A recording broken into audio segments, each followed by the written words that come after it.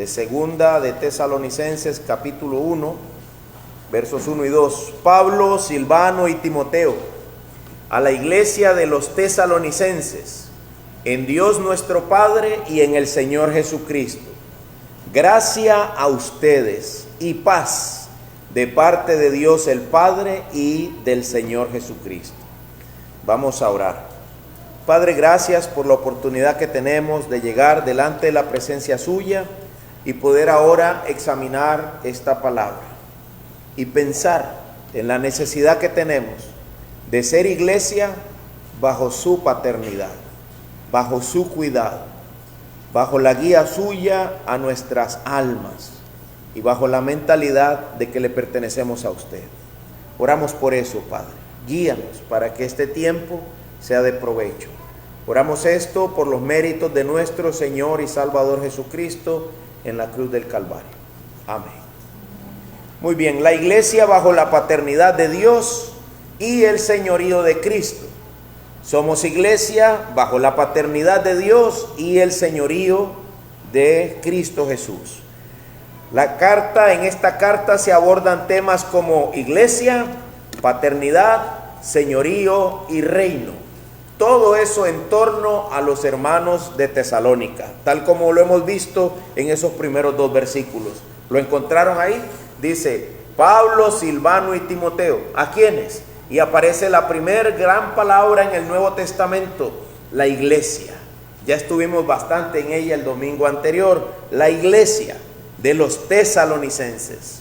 Pero luego dice, en Dios, el saludo es que ellos son iglesia en Dios, y aparece otra característica única del Nuevo Testamento, nuestro Padre. Le llaman a Dios nuestro Padre. Y aparece también otra característica única del Nuevo Testamento, el señorío de Jesucristo. Dice, y en el Señor Jesucristo. Y sin perder de vista esta preposición en. Ustedes son iglesia en Dios nuestro Padre y en el señorío de Jesucristo. Y luego aparecen un par de términos de mucho valor: gracia a ustedes y paz. Y de nuevo dice, de parte de Dios, y otra vez lo caracteriza como el Padre, y de parte de el Señor Jesucristo. De nuevo es interesante la preposición de Dios el Padre y del Señor Jesucristo. Reciban la gracia y la paz que viene de parte de Dios el Padre y del Señor Jesucristo. Si quieren entender bien la carta, me preocupa que estemos en la carta y no les ayude a entender bien la carta. Yo quiero que observen que el saludo viene en nombre de Pablo, Silvano y Timoteo. Pero el saludo viene a la iglesia de parte de. A la iglesia que es en Dios nuestro Padre y el Señor Jesucristo, y de parte de Dios el Padre y nuestro Señor Jesucristo. Es sumamente interesante el juego de palabras que Pablo hace. Siempre está haciendo unos juegos de palabras sumamente interesantes. La manera en que nos es redactada esta carta, la manera en que llega hasta nosotros. No somos los tesalonicenses, pero somos una iglesia del Señor Jesucristo. Como dice la misma carta que existen más iglesias del Señor Jesucristo. Véalo ahí en Tesalonicenses 1, siempre en la segunda carta, ¿verdad? Segunda de Tesalonicenses 1, versículo es como el 3, déjenme ver si el 4, ¿lo tienen? Por lo cual nosotros mismos hablamos con orgullo de ustedes, ¿entre quiénes? Entre las iglesias de Dios. Nosotros somos una más de estas iglesias de Dios, de estas iglesias que son de Dios. Pero como una más de estas iglesias, aprendemos que somos iglesia en Dios nuestro Padre y que somos iglesia bajo la paternidad de Dios nuestro Padre. Ya hemos abordado de alguna manera lo que podemos llamar el señorío de Cristo. Lo hemos abordado al decir que la iglesia nace bajo el anuncio de Cristo, que la iglesia es de Cristo. ¿Se acuerdan lo que el Señor Jesús le dijo a Pedro? Yo te digo que tú eres Pedro, sobre esta roca edificaré, dijo en Mateo, mi iglesia. La iglesia nace por el anuncio, la iglesia es de Cristo y la iglesia es en Cristo.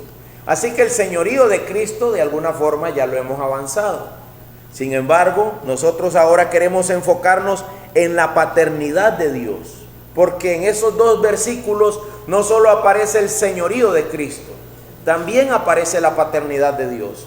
Y no solo aparece la paternidad de Dios en sí dirigida a la iglesia, son iglesia en Dios nuestro Padre, sino que también aparece la paternidad de Dios vinculada a dos términos de especial interés: gracia y paz.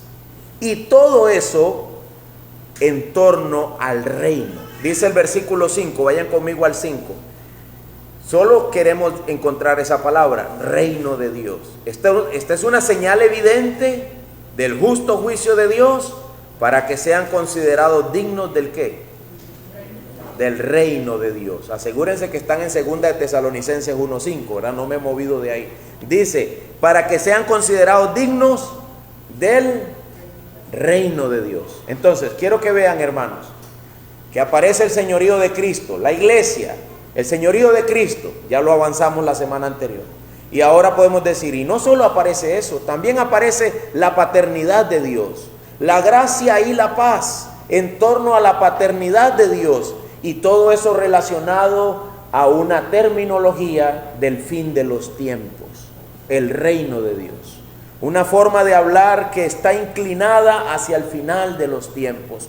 Podemos decir que la revelación de Dios en la Biblia es progresiva. Es decir, que desde Génesis 1:1, en el principio creó Dios. Y usted se pregunta, ¿y quién es ese Dios? Usted tiene que seguir leyendo la Biblia para conocer más. Ya sabe algo. En el principio creó Dios. ¿Quién es ese Dios? El Creador. Pero si usted continúa leyendo su Biblia, usted irá creciendo en el conocimiento de Dios. Esa revelación de Dios irá progresando, irá aumentando. Y no solamente la revelación de Dios, sino también, como lo vimos el domingo anterior, las promesas de Dios. Dios prometió tener un reino que no tendría fin jamás. Y prometió ejercer ese reino a través de un rey. ¿Se acuerdan? El profeta Daniel vi a un hijo de hombre que se presentó delante de ¿quién? Del anciano de días. El hijo de hombre se presentó delante del anciano de días, y el anciano de días le dio a ese hijo de hombre un reino que no tendría fin jamás. ¿Puede ver usted esa imagen de Dios revelándose? Dios dice, yo soy el creador, yo he hecho promesas, he hablado de un pueblo, pero ese pueblo ha fracasado, dice Dios en los profetas, crié hijos y los engrandecí, pero ellos se olvidaron de mi nombre. Así que Él inclina toda su proyección profética hacia un rey que gobernaría en su reino para siempre. Y ese rey tiene forma de un hijo de hombre, dicen los profetas. Y nosotros cuando llegamos a los evangelios encontramos lo siguiente, Marcos 1:14, vayan allá conmigo.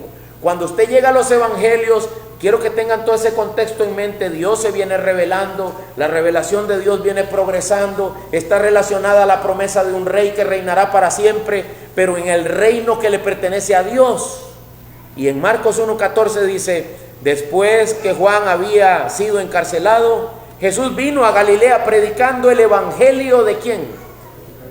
Noten las palabras que el evangelista está utilizando y dice, el evangelio que Jesús predicaba. Y la semana pasada decíamos que este Jesús a quien yo les anuncio es el Cristo.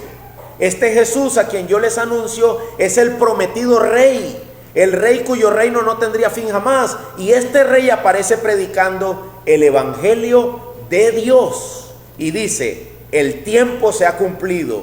Decía, y el reino de Dios se ha acercado. Arrepiéntanse y crean en el evangelio. ¿Qué vino predicando el rey? Vino predicando el reino, pero dijo que el reino era ¿de quién? De Dios, de Dios. ¿De cuál Dios? De el Dios, el Padre, de este del que nos está hablando Pablo ahora. Yo creo que cuando Pablo hablaba a los creyentes el evangelio, en las casas, en privado, en las noches y desde el púlpito, tomaba su tiempo siempre para explicar todas estas cosas, para explicar que mira, el reino es de Dios, El Rey es Cristo. El reino es de Dios. Y la revelación progresiva nos lleva a nosotros hasta el punto en que llegamos a ver a Dios como el Padre de ese reino. El reino de Dios ejerciéndose en el que Dios es Padre. Vemos a Dios ejerciendo una acción paterna. Dios termina siendo, se nos es revelado a nosotros como el dueño del reino, en el que Él ejerce una acción paterna. Vaya conmigo a Mateo 13.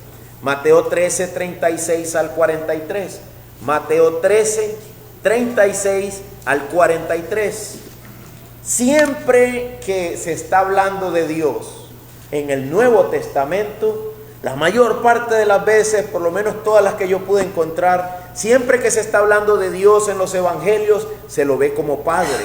¿Lo tienen? Mateo 13, 36. Entonces Jesús dejó a la multitud y entró en la casa.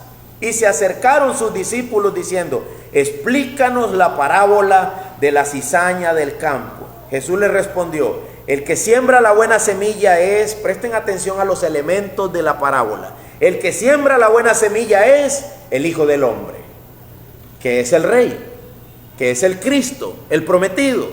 Y el campo es el mundo. La buena semilla son, ojo a la terminología paterna. ¿Qué son la buena semilla? Los hijos del reino. Hay una terminología familiar, paterna. Somos los hijos del reino. La buena semilla son los hijos del reino. Y las cizañas, ¿qué son? Los hijos del maligno. El enemigo que la sembró es el diablo. La siega es el fin del mundo. Otra vez siempre el reino relacionado a hijos, relacionado a fin de los tiempos, y los segadores son los ángeles.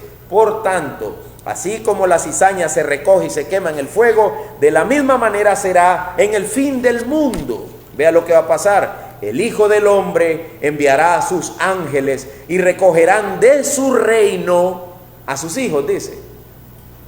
No, lea bien. El Hijo del Hombre enviará a sus ángeles y recogerán de su reino a todos los que son piedra de tropiezo y a los que hacen iniquidad.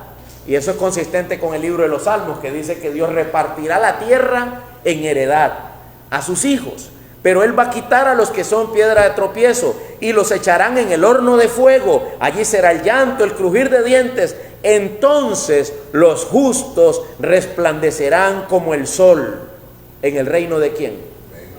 En el reino de su Padre. El que tiene oídos, que oiga. Me parece, a mí como predicador, a mí como estudiante de la Biblia, sumamente interesante esta correlación de términos. Lo siento si soy muy intelectual, correlación de términos, pero no puedo vagabundear lo que la Biblia dice. O sea, es una correlación de términos, están sumamente relacionados. La paternidad de Dios, el reino, los hijos que somos nosotros, Jesucristo como el Hijo del Hombre, el Rey de gloria, cuyo reino no tendrá fin jamás, pero ese reino es del Padre, ese reino es del Padre. Y yo lo que quiero que notes es la interesante relación de la paternidad de Dios con el reino de Dios, que no hay reino si no es papá. ¿Me explico? No hay reino si no es papá, y no hay relación si no es paterna. Si nosotros no somos sus hijos y Él no es nuestro Padre, estamos completamente fuera de su reino. Si no hemos entrado en una relación paterna con Él. Y esto es importante que nosotros lo meditemos. Además de que toda esta terminología está siempre empapada del concepto de el fin de los tiempos. Toda esta terminología está viendo hacia el final de la era humana.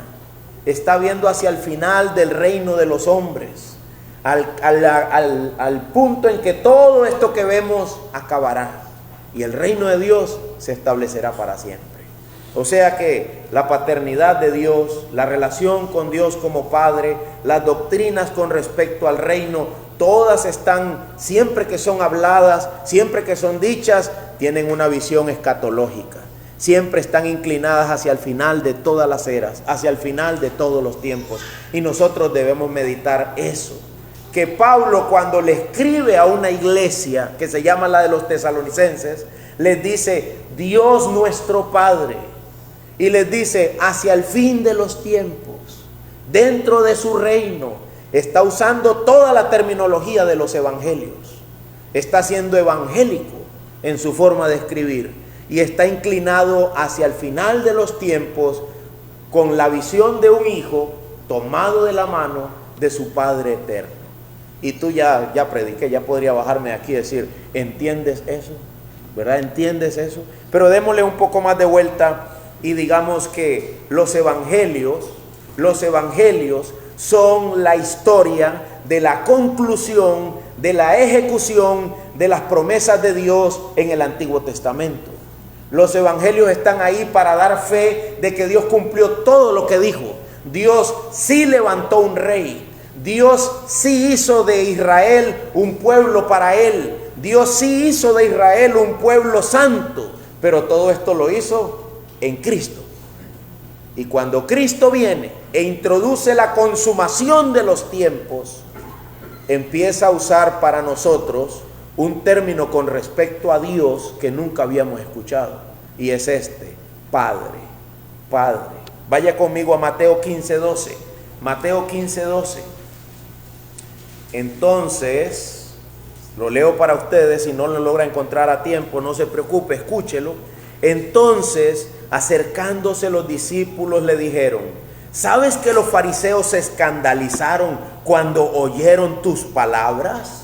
Pero él contestó: toda planta que mi Padre Celestial no haya plantado será desarraigada. ¿Sabe qué dijo Cristo? No me preocupa, no me preocupa. ¿Sabe qué es lo que está diciendo Cristo? La salvación para nosotros depende de la ejecución de Dios de una acción paterna. Ser salvo depende de que Dios se mueva para con nosotros como un padre y nos plante. ¿Dónde? En su reino. Nos plante en su reino. Si el Padre Dios no se mueve para plantarnos, seremos desarraigados. Así de simple. No prevalecerá nadie dentro del reino de Dios a quien Él no haya plantado. Las almas no se salvan porque quieren. Esta mañana estaba escuchando un sermón que decía: tú dejas la salvación para el final de los tiempos. Tú dejas a Dios y a la Biblia y los estudios bíblicos y la fe para un día yo seré fiel. Un día yo vendré al Señor. Un día yo haré su voluntad. De pronto te das cuenta que no era tan fácil. De pronto te das cuenta que eso no estaba en tus manos y el día se te acabó. ¿Me explico? De pronto te das cuenta que la salvación no es algo que yo manipulo. La salvación no es algo que yo pueda programar o agendar. De pronto me daré cuenta que la salvación es del Señor, y toda planta que mi Padre no haya plantado será desarraigada. ¿Sabes qué significa? Que solo hay un día que se llama hoy, y que necesitas ir al Padre, a una relación con Dios que sea paterna, y decir: Padre, perdóname, he pecado contra el cielo, he pecado contra ti. Padre, sálvame. Padre, ten de mí misericordia. Padre, auxilia mi alma, rescátame de mi pecado. Sé tú mi Padre y yo seré tu hijo. Plántame en tu reino, Padre, ten de mí compasión. Jesús no tenía ningún problema con aquellos que se escandalizaban, aquellos que se enojaban. Toda planta que mi Padre no ha plantado será desarraigada. El hermano dio ahora un anuncio de los teléfonos para orden, para salvación de su alma. Pero aquel a quien el Padre haya plantado, lo apaga, le brinca encima, lo tira al basurero si tiene que tirarlo. No va a dejar que eso le interrumpa. Pero aquel a quien el Padre no haya plantado, ahí estará siempre, yéndose detrás de cualquier corriente de este mundo, alejándose siempre de la comunión con Dios como Padre. Yo doy gracias. Estaba yo sentado diciendo: Padre, gracias porque yo tuve un papá. Yo tuve un papá. Y ese papá es imperfecto. Imagínate qué hermoso es tener un papá perfecto. como mi Padre Dios.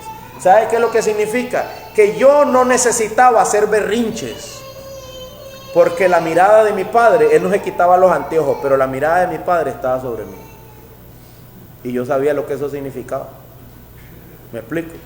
¿Para qué vas a llamar la atención de manera negativa si Él te hacía así? Y te decía, y te decía, muerto soy. Pero ahora, ¿es Dios tu Padre? ¿Es Dios tu Padre? Si los padres imperfectos, por el bien de nosotros, saben volver a vernos y a decirnos, ¿no sabrá Dios hacer lo mismo?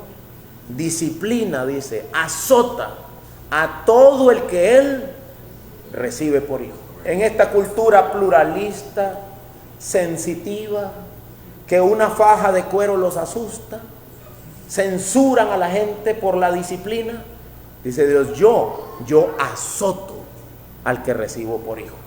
Pero ¿sabes por qué?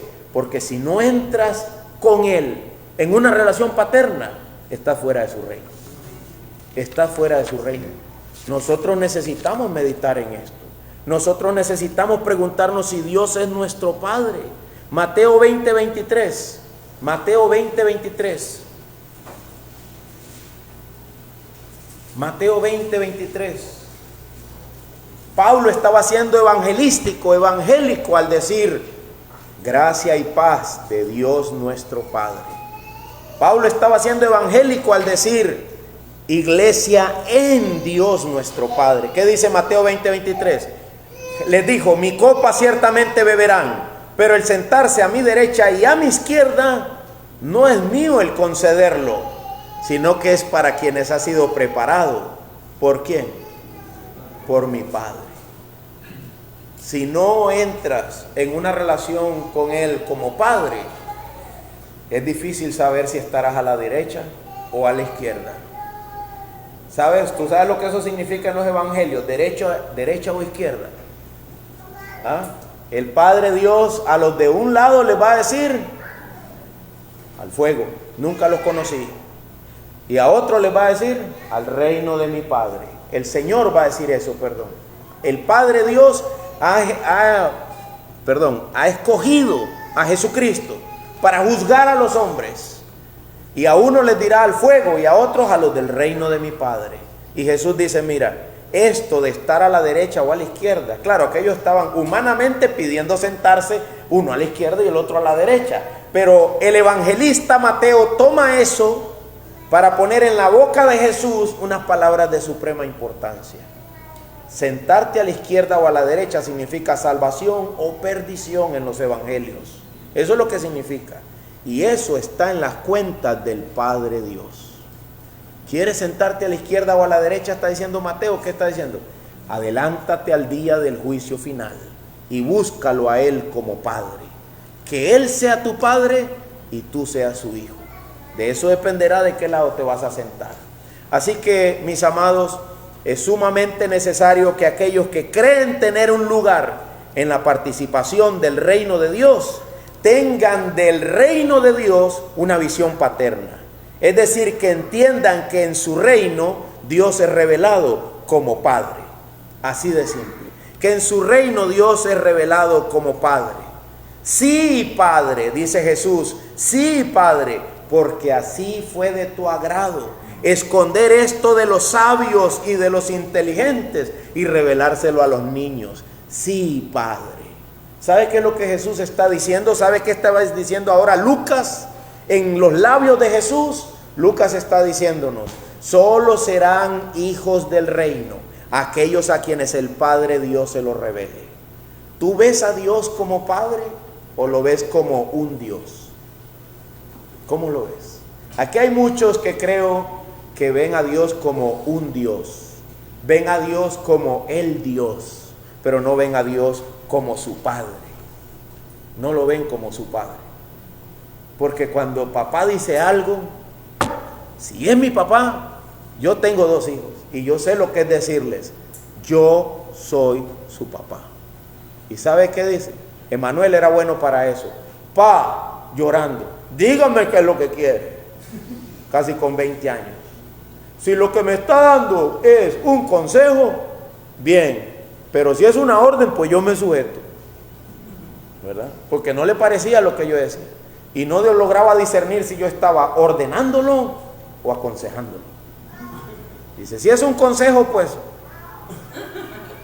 tal vez no te haga caso, papi, pero si es una orden, tú eres mi papá, yo te voy a obedecer. ¿Vemos así a Dios? ¿Así es tu relación con Él? ¿O Él es un Dios? El Dios, algún Dios, en el peor de los casos. Si no es tu Padre, estás perdido. Y cuando el Padre dice algo, es para obedecerlo. ¿No son esos los tipos de reclamos que Dios nos hace en su palabra? Si yo soy el Padre, ¿dónde está esa honra? Si yo soy el que tú obedeces. Ahora el hermano orando, él dijo que nosotros somos del Señor. Nosotros somos de nuestro Padre Dios y estamos bajo el señorío de Cristo. Si es que el Espíritu de Dios mora en vosotros. Si es que el Espíritu de Dios mora en vosotros. Hermanos, necesitamos volver a levantar bien en alto la bandera de la santidad, la bandera de la obediencia, de la sujeción a la paternidad divina. Él es mi papá y yo soy su hijo. Estoy en su reino. Ustedes saben que estamos en un mundo altamente pluralista, relativista, humanista, en el que el hombre es el centro del universo. Y ahora el hombre es cualquier hombre. Es decir, como dice un hermano, resulta que en una consejería bíblica, el aconsejado le dijo al pastor, pues esa es la forma en que tú lo ves. La forma en que tú ves la Biblia no necesariamente tiene que ser la forma en que yo la veo. Cuando alguien diga eso, y ya estamos en esos tiempos, usted podrá decir, wow, ¿a dónde hemos ido a parar? Ahora, ¿quién podrá ser salvo? Porque ahora los pastores, cuando te muestran la palabra de Dios, ahora tú ante ellos puedes decir, bueno, esa es tu forma, no es la mía. Y uno dice, oh, qué gran logro hemos alcanzado ahora. Ya no hay verdad absoluta. Y si ya no hay verdad absoluta, entonces ya no hay papá. Eso es lo que el sistema en el que vivimos ha hecho. Ha destrozado la familia, ha destrozado el concepto del padre, ha destrozado el concepto de autoridad. Ahora yo he visto padres que suben a sus hijos a un pedestal y le dicen, mira hijo, por favor dale paz a papá, ayúdame hijo. Y el hijo está entronado ahí y dice, no, ¿verdad? Se han invertido los roles en esta sociedad. Nosotros necesitamos tener el orden divino. En el reino de Dios, Dios es el Padre y nosotros somos los hijos. ¿Te comportas así? ¿O te comportas como si el reino fuera tuyo? Como si tú has establecido las normas. El Señor dijo, no mentirás, no robarás, no dirás falso testimonio, no cometerás adulterio, no codiciarás. Nada de esto me salva per se. Me salva el sacrificio de Cristo, pero el sacrificio de Cristo no me exime de los grandes mandatos de mi Padre. Más bien me hace parte del reino de mi Padre. Me integra a su reino para que yo sea su hijo y Él sea mi Padre. No puedo tomar los mandamientos del Señor y relativizarlos. Estoy llamado a obedecerlos. ¿A dónde vamos a llegar si cada uno de nosotros piensa que puede hacer con lo que Dios declara lo que a Él le parezca? ¿A dónde llegaríamos? Juan 4:21. Juan 4:21. Es hora de que escuchemos las palabras que Jesús le dijo a la mujer samaritana. La hora viene, la hora es. Todos siempre recuerden como con un reloj marcando el fin de los tiempos. La hora viene, la hora es. Juan 4:21, ¿lo tienen? Jesús le dijo, mujer, cree lo que te digo, la hora viene. Estamos ahí, mujer, cuando ni en este monte ni en Jerusalén adorarán ustedes, ¿a quién? Al Padre. Ustedes adoran lo que no conocen, nosotros adoramos lo que conocemos, porque la salvación viene de los judíos. Pero la hora viene, vuelvan ahí, la hora es cuando los verdaderos adoradores adorarán ¿A quién? Al Padre. Ahora ya no es Mateo, ahora ya no es Lucas, ahora es Juan el evangelista, diciéndote, ¿has entrado tú en una relación de adoración a Dios como Padre? ¿Tú has entrado en una relación de adoración a Dios como Padre? Ustedes saben que yo me encuentro personas mayores en mi cultura que me dicen lo siguiente: yo soy devoto de, ni voy a decir, tal santo, tal virgen. Y sabe que como ellos son devotos, ¿sabe qué significa? Hasta se cambian la ropa. Como son devotos, ellos no se pierden los rosarios de ese santo. Como son devotos, ellos no se pierden la celebración del día de ese santo. Había una señora que en mi pueblo siempre daba tamales. El día de un santo al que ella era devota, adoradora, fiel, para su perdición lamentablemente. Porque los adoradores deben adorar ¿a quién? Al Padre. Pero lo que quiero rescatar es, y usar como ejemplo, ¿tienes tú la misma devoción hacia el Padre Dios? Estos son los que adorarán de verdad, mujer.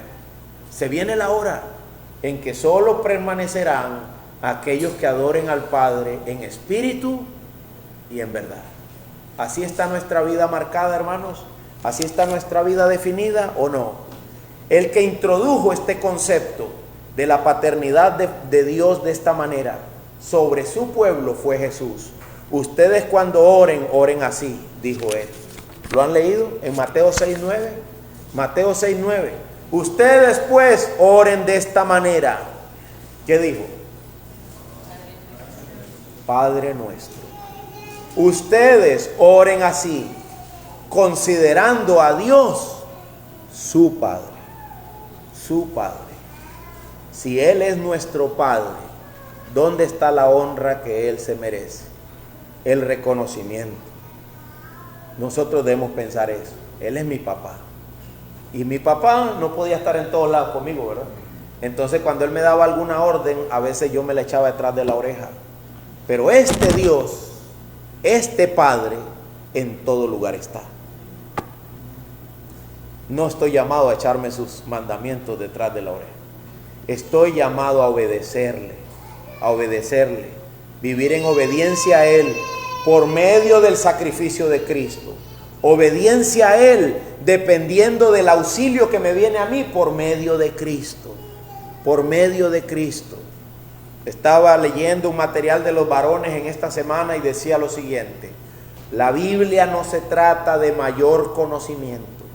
La Biblia no se trata de mayor conocimiento. El conocimiento en la Biblia es limitado. Es cierto, hay unas cuantas doctrinas que la componen y no hay más que eso. ¿Me explico? ¿Ya te sabes lo del Antiguo Testamento? Sí. ¿Ya te sabes lo de Abraham? Sí. ¿Ya te sabes lo de Cristo en la cruz? Sí. ¿Ya te sabes lo de la iglesia? También. ¿Ya te sabes lo de los frutos? Sí, también. ¿Ya te sabes que Cristo viene? Sí, también. Pues ya casi estamos ahí, ya limitados en conocimiento. ¿Me explico? Hay un conjunto de doctrinas que integran lo que la Biblia es y tienen un límite. No dicen todo por todo ni es infinito. Hay un límite del conocimiento que podemos adquirir a través de la Biblia. Entonces, ¿para qué es la Biblia? Primero, para obtener de ella el conocimiento que me salva. Y una vez que he sido salvo por la gracia del Señor, obtener de ella las convicciones. Oigan bien eso. Las convicciones por las que voy a vivir el resto de mi vida en esta tierra, adorando a mi Padre Dios. Entonces yo le digo a alguien, ¿sabes? Tengo una convicción bíblica. Esto. Y el otro me dice, bueno, esa es tu convicción, pero no es la mía. ¿Sabes qué deberías hacer? Enséñamela. Dime cómo llegaste a ella. Yo todavía no la tengo. Cuéntamela. Dame de esas bellas palabras de vida. Porque yo necesito desarrollar más convicciones, más convicciones, más convicciones. ¿Y sabes qué es una convicción? De una convicción tú no te mueves. Todo lo demás es arena. Pero las convicciones tú no deberías venderlas. Las convicciones tú deberías tenerlas. Les voy a dar un ejemplo muy chistoso. Cuando yo era joven, conociendo el Evangelio, conociendo la palabra de Dios y queriendo ser fiel al Señor, desarrollé una convicción personal: no andar en pantalonetas, solo pantalones, no más pantalonetas. Usted sabe que cuando yo me crié, yo tenía un pantalón para ir a la escuela y un pantalón chingo. Así le decían en mi casa, que era un pantalón sin las piernas, ¿verdad? Solo a rodillas. Ese pantalón que estaba cortado a las rodillas era un pantalón viejo de pasear, o era el pantalón del año pasado de ir a la escuela. Yo solo tenía un pantalón de verdad, el de ir a la escuela o el de ir a culto, y un short, un pantalón chingo. Entonces yo me sentía informal, muy chamaquillo, muy flotante en chorcitos y siendo pastor, ¿verdad? O sea, si vienen a visitar al pastor, si vienen a consejería, ¿cómo esperan hallarlo? ¿En pantalonetas y en sandalias? ¿Así esperan hallarlo? Si alguien te dice algo y anda un saco y una corbata y lo que te dice es cierto, apoya su forma, apoya lo que está diciendo, le da mayor validez. Por eso es que el juez anda vestido de cierta manera cuando entra a dar su veredicto, o cuando entra a indagar las nociones que hay, los testimonios, para dar apoyo a lo que él representa. Así que yo había establecido no volver a andar más en pantalonetas. Fue mi convicción. Y luego empecé a encontrar cristianos, pastores que me decían: oh, relájate, cálmate, todo es muy relajado. Allá donde yo vivo todo está relajado, cálmate, así podemos andar. De manera que ahora me las pongo, pero todavía no las soporto. Eso es una convicción.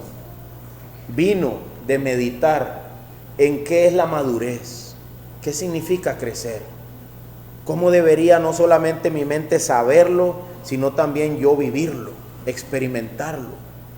¿Me explico? ¿Qué es madurar? Cuando maduras, deja las cosas que eran de niño. Tú te vuelves hombre, creces, maduras. Estoy usando la terminología de Pablo. Crezcamos, maduremos. Y eso uno dice: pastor, pero ¿significa entonces no usar pantaloneta? No, significa más que eso. Pero puede que tú tengas una convicción particular y te sientas pecador haciendo eso. No rebajes tus convicciones, manténlas. Y si son bíblicas, esto es lo que voy a decir, otros deberíamos estar dispuestos a aprenderlas. En lugar de estar dispuestos a criticarlas, deberíamos estar dispuestos a aprenderlas.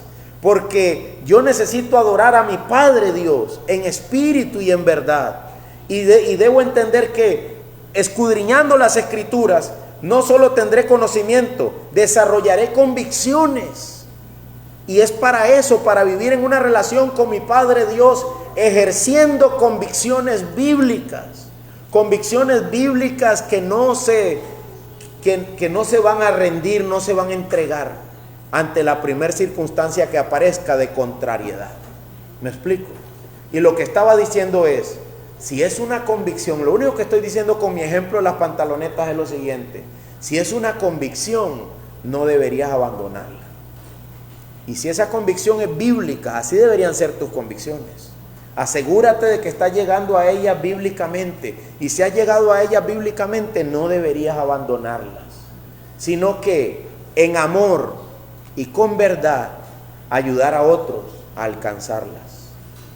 Porque así es que crecemos en la iglesia. Así es que crecemos en la iglesia. Ustedes han llegado hasta cierto nivel de convicciones que las han aprendido de sus pastores, de los que los han pastoreado, de los que les han enseñado. Pero no seas selectivo en tus convicciones, ¿verdad? Ni aparente en tus convicciones. Que digamos, ante el hermano Roberto yo tengo ciertas convicciones, pero cuando él se va ya no las sostengo. Eso no son convicciones. Las convicciones no se vuelven relativas. Estoy en una relación de dependencia con mi Padre Dios permanentemente y para siempre, conociéndolo más y desarrollando convicciones de cómo quiere Él que yo viva en esta tierra. Desarrollando convicciones, estamos surgidos de eso. En resumen, entonces, quiero que integres todos estos elementos de iglesia, paternidad. En resumen, no es para terminar, es en resumen. En resumen de lo que he dicho hasta ahora, quiero que integres todos estos elementos: iglesia, paternidad, señorío de Cristo. Todo eso lo integres con una visión del fin de los tiempos, con una visión de que todo se acaba, de que el día del juicio se aproxima. Y en medio de esa visión de que el día del juicio se aproxima, pienses: ¿en dónde estoy yo? Y qué importante sería para mí escuchar gracia y paz de Dios nuestro Padre. Qué hermoso sería eso, ¿verdad? Llegar al fin de los tiempos, acercarme al día del juicio y oír esta buena noticia: te tengo un saludo de Dios nuestro Padre. Y tú dirías: ¿cuál? Gracia y paz. ¿Sabes lo que eso significa? Significa que has alcanzado la gloria. Si logras escuchar eso, significa que has alcanzado la gloria. Como un canto que dice: alcancé salvación. Lamento decir que muchos no entienden la necesidad que tenemos de ser salvos. Muchos siguen pensando que sus creencias relativas con respecto a la Biblia les son suficientes, y eso no es verdad. Efesios 2:12 nos declara la condición real en la que nosotros estamos. La condición real en la que nosotros estamos hasta que no hayamos escuchado las palabras gracia y paz. ¿Qué dicen? Recuerden, Efesios 2:12, recuerden que en ese tiempo ustedes estaban separados de Cristo. ¿Qué más? Excluidos de la ciudadanía de Israel, extraños a los pactos de la promesa. Y aquí viene lo que más, creo que es lo más claro para nosotros: sin esperanza y sin Dios. ¿A dónde? En este mundo. La condición real del hombre es que no tiene esperanza y que no tiene a Dios. Es decir, sin papá. Qué feo estar así, ¿verdad? Yo quiero que ahora piensen, no sé si lo voy a lograr, al final había desistido de dar este ejemplo, pero quiero que se imaginen que alguien llega a un orfanato y hay un montón de niños sin padre, de diferentes edades, y les dicen: hoy viene una familia a adoptar. Yo imagino que yo me acercaría a las barras y me quedaría viendo si tal vez hoy me toca a mí. Tal vez hoy yo alcanzo a tener papá y mamá. Como nosotros hemos crecido con eso, tal vez no lo extrañamos, ¿verdad? Pero imagínate ese cuadro: un niño como Caleb ahí esperando, una familia que viene para adoptar. Lo van a llevar al hijo y le van a dar casa, le van a dar comida, le van a dar ropa. Y tú estás ahí con esas tías del pan y que te viven aporreando y no te dan buena comida, todo es arroz y frijoles y nada. No hay carro, no hay paseo, nada de la playa, nada de aprender a pescar, nada de eso, nada de acampar. Y viene una familia que hace todo eso. Tú estarías ahí anhelando que hoy fuera mi día, que hoy a mí me llevaran. Mi amado, así como esos niños huérfanos, así nacemos nosotros en este mundo. Sin Dios, sin esperanza. Estos niños al menos pueden tener la esperanza, pero nosotros estamos sin esperanza. Y si tú sigues leyendo el lenguaje de la Biblia, vas a encontrar que es un lenguaje sumamente paterno. Es un lenguaje que tiene que ver sumamente con adopción. Todo el lenguaje del Nuevo Testamento, no puedo leer todo Efesios, pero si tú lees Efesios en tu casa, verás que Dios adoptó. Vamos a ver si lo logro ubicar. Lo había quitado porque era demasiados versículos, pero leímos en Efesios 2, ¿verdad? Efesios 2:12. Efesios 2, versículo 12. Dice el 13: pero ahora, en Cristo Jesús, ustedes en otro tiempo estaban lejos, han sido acercados por la sangre de Cristo. Él mismo es nuestra paz, y de ambos pueblos hizo uno, derribando la pared intermedia de separación, poniendo fin a la enemistad en su carne, la ley de los mandamientos expresada en ordenanzas para crear en él mismo de los dos un nuevo hombre, estableciendo así la paz. Y ojo, dice, y para reconciliar con Dios a los dos en un cuerpo por medio de la cruz, habiendo dado muerte a ella la enemistad, y vino y anunció, ¿qué anunció? Paz a ustedes que estaban lejos y paz a los que estaban cerca. Aquí viene, por medio de Cristo, los unos y los otros tenemos nuestra entrada ¿a dónde? Al Padre. ¿Cuál es la visión que se le da? De nuevo a Dios como Padre. ¿Y cuál es la visión que se me da a mí? Como una adopción, como que yo fui adoptado, que yo fui reconciliado con Dios por medio de Cristo y adoptado, recibido en una relación paterna con Él. Y eso, mi hermano, es lo que significa hallar gracia y hallar paz. Ser adoptados en Él. Dice el versículo 19, así pues ustedes ya no son extraños ni extranjeros, sino que son conciudadanos de los santos. ¿Y qué dice? Y son de la familia de Dios. Están edificados sobre el fundamento de los apóstoles y profetas, siendo Cristo Jesús mismo la piedra angular, en quien todo el edificio bien ajustado va creciendo para ser un templo santo en el Señor. En Cristo también ustedes son juntamente edificados para morada de Dios en el Espíritu. Pero dice el versículo, somos parte de la familia de Dios. Hay un concepto de adopción. Ahora, quiero ir aterrizando el sermón y llegar. Ya vimos la paternidad de Dios relacionada al reino. Ahora, la paternidad de Dios relacionada a la gracia. Para ahí es donde vamos ahora. Y vamos a decir lo siguiente.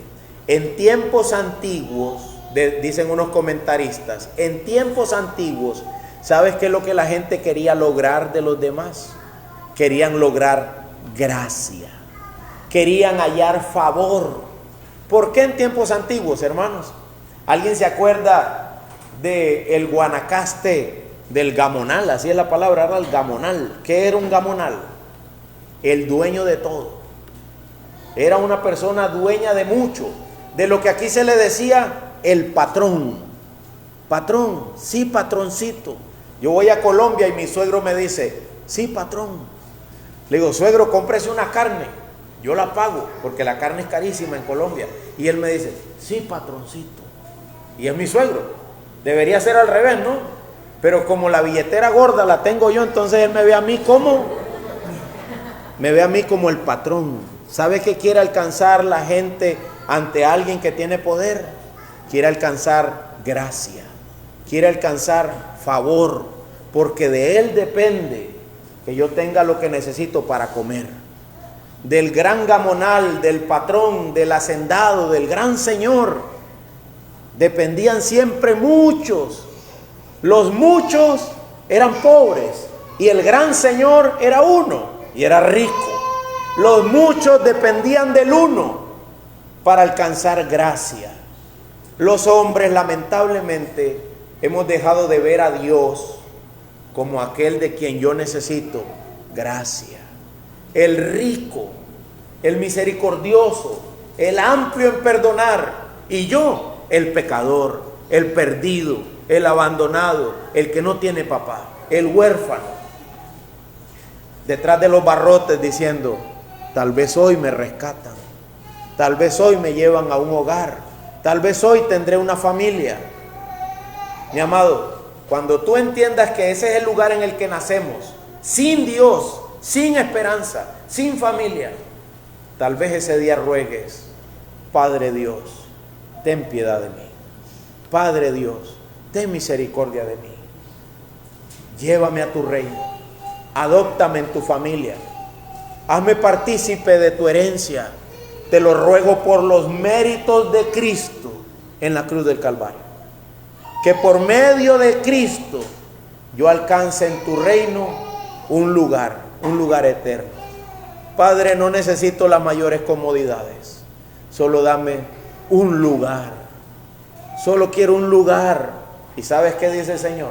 Bienaventurados, bendecidos son los que se ven a sí mismos en bancarrota espiritual, los que se sienten a sí mismos pobres y miserables, necesitados de la adopción de nuestro buen Padre Dios, necesitados de escuchar de parte del Padre las palabras: gracia, has alcanzado mi favor.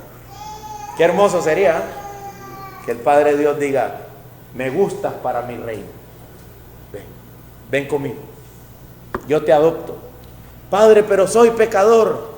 Cristo, Él paga por ti. Mi hijo tomó tu lugar. Ven tú y mora conmigo. Ven para adentro. Mi amado, necesitamos empezar por una actitud de humildad, reconociendo la necesidad que tenemos de adopción. Esta mañana escuchaba un sermón que decía el costo de ser un discípulo. Y dice, costo número 1, abandona toda idea de que tú eres capaz. Abandona toda idea de que tú eres algo que Dios debería hacer así. Qué bueno este hijo mío. Abandona toda idea de eso. Humíllate delante de Él.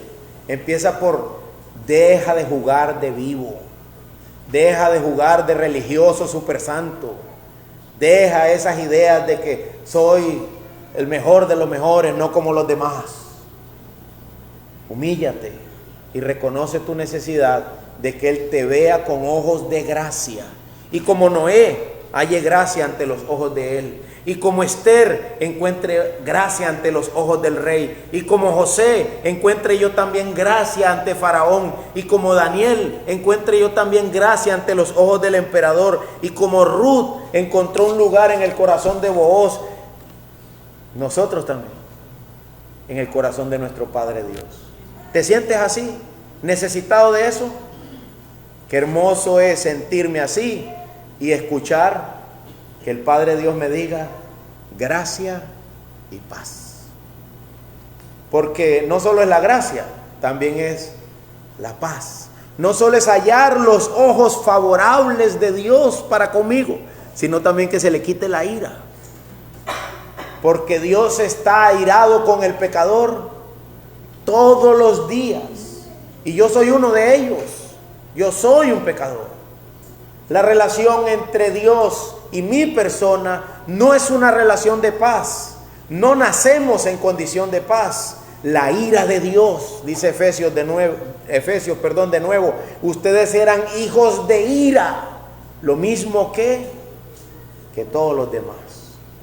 Qué hermoso sería escuchar que ya no soy más un hijo de ira, ahora soy un hijo de paz. Jesús dijo: mi paz yo les dejo, mi paz yo les doy, no como el mundo la da.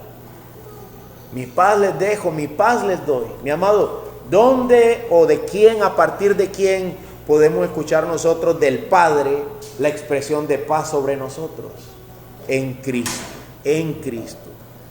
En fin, quiero terminar diciéndote: necesitas a Cristo como el mediador de la gracia y de la paz que viene de Dios. Una vez que tú estás en Cristo, eres nueva criatura y debes visualizarte a ti mismo como alguien que ha sido adoptado y que ha entrado en una relación con Dios el Padre, en una relación paterna, en una relación de padre-hijo. Lean conmigo Romanos 8, 14 al 16. Romanos 8, 14 al 16. Romanos 8, 14 al 16. ¿Lo tienen? Porque todos los que son guiados por el Espíritu de Dios, los tales son ¿qué? Hijos de Dios. De nuevo, la importancia de la terminología. Pues ustedes no han recibido un espíritu de esclavitud para volver otra vez al temor y al pecado y a la maldad, sino que han recibido un espíritu de adopción como hijos, por el cual clamamos: Abba, Padre.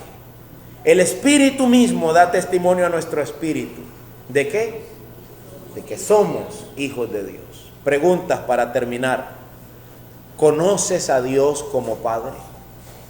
¿Tienes algún tipo de comprensión espiritual de esto que estoy diciendo?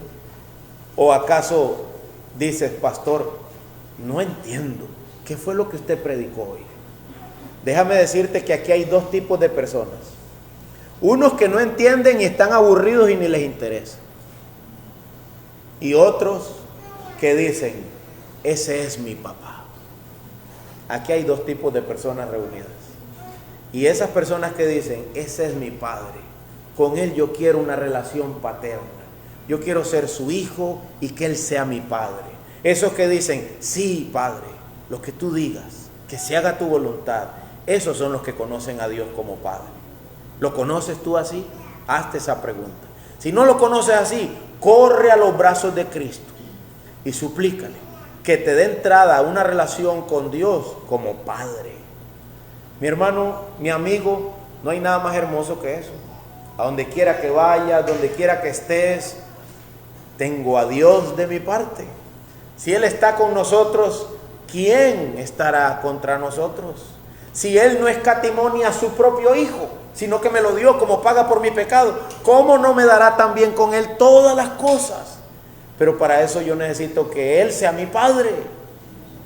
Oye eso, ¿cómo no nos dará también con Cristo todo lo que necesitamos? Todo. Pero para eso Él tiene que ser tu Padre. Vives así como que Él es mi Padre y no haga pachucadas. Papá Dios, papito Dios, papacito Dios. Recuerde que usted sigue estando en la tierra y Él es santo. Hable con respeto, es su Padre, Padre Dios, Padre amado. También quiero decir que algunos dicen que hablan al Padre, pero en sus oraciones hacen unas revueltas, un arroz con mango. Padre Dios, yo te pido, oh Padre, oh sí Señor Jesucristo, ayúdame. Y uno dice, pero ¿a quién le estaba hablando? Al Padre, ahora está con el Señor. ¿Con quién es que está?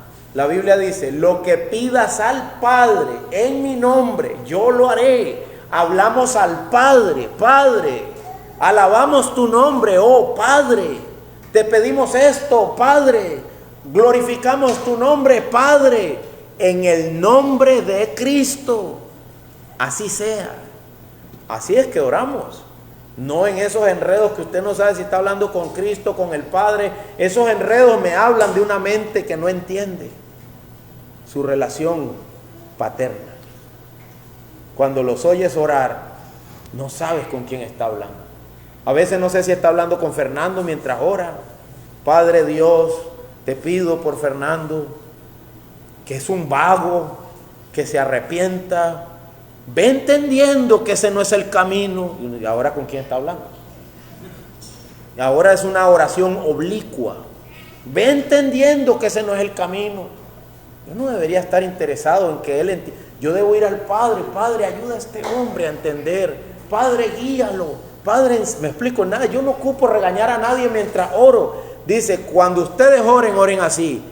Padre, Padre mío, que estás en los cielos.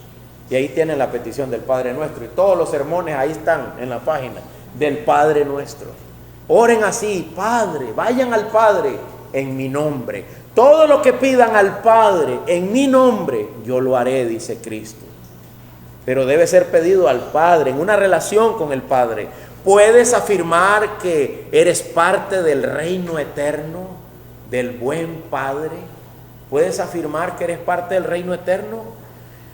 ¿Me ha visto Él a mí o a ti con ojos llenos de gracia y de paz? ¿Entiendes lo que significa que el Padre te diga gracia y paz? ¿Entiendes eso? Si no entiendes eso, necesitas escudriñar la Biblia, suplicándole al Padre Dios que abra tus ojos y te muestre a Cristo. Necesitas hacer eso. Padre, muéstrame a Cristo. Enséñame el camino, Padre. Soy un pecador. Y sabes que en uno de los salmos Él prometió enseñarle a los pecadores el camino. Tan bueno es nuestro Padre Dios. Disfrutas de una relación de paternidad con Dios. Última cosa que quiero decirles. Estoy preguntando que si lo conoces. Ahora digo, y si lo conoces, ¿por qué vives como si no lo conocieras? Y si lo conoces, ¿por qué vives como si no lo conocieras? Mis hijos saben que tienen un papá, saben que es imperfecto, pero saben que tienen un papá. Entonces me dicen: papi, ¿qué está haciendo? Me mandan un WhatsApp y yo le digo: ¿cuánto dinero necesitas? Y dice: jeje, pues sí. Me conocen, saben que tienen un papá, saben, como dijo una gringa a su marido, tiene los ojos celestes. En algún lado tienes que tener $1. ¿Me explico? Eres un gringo, le dijo, es un par de viejitos. Entonces ella le dijo al marido, le dice: Paul, necesito tal cosa. Y dice Paul: no tengo plata, Patricia, no tengo. Y le dice ella: eres un gringo con los ojos azules. En algún lado tienes que tener $1. ¿Verdad? Dice: uy, ¿cómo me conoces? Toma, ahí tiene. Ella sabe que tiene marido. Ellos saben que tienen papá. ¿Y tú por qué vives como si no tuvieras un padre? Dice Dios: yo sé que tengo pájaros y los alimento. Yo sé que hay un campo. El otro día yo estaba orando, una oración de esas que hace con la taza de café en la mañana: Padre Dios, que llueva, Señor. Estas aves lo necesitan, el campo, las vacas y yo también. Que llueva, Señor. Padre, manda lluvia. Y ahí está, ayer hice un video, un aguacero, ¿verdad? Yo, gracias a Dios. Si sabemos que tenemos un padre, ¿por qué vives como si no lo tuvieras? Como si no lo tuvieras. Desde que nos casamos, dice: dejará el hombre a su... hasta que da miedo. A su padre. Y por aquello a su madre también.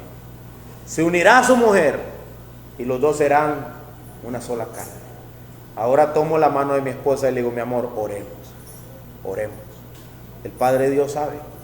Vamos al Padre Dios, oremos. Él sabe, ¿verdad? Oremos. Si ya eres así, machito, ora.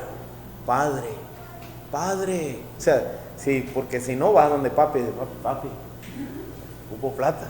Pero si ya eso se acabó, entonces, ora, ora.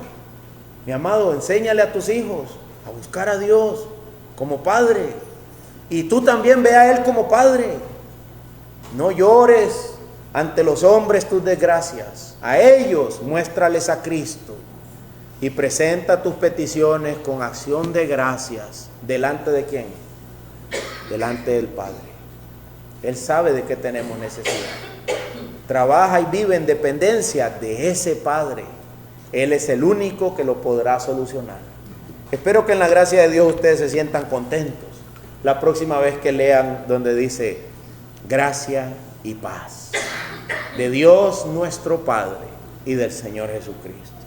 Y digan: sí, aquí hay una convicción que desarrollar.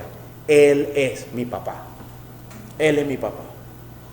Me encanta oír al hermano Fernando orar y decir: Rey, mi Rey, Padre, Dios mío, mi Rey, te ruego esto. Así deberíamos orar y así deberíamos vivir, confiando en la paternidad de Dios para con nosotros.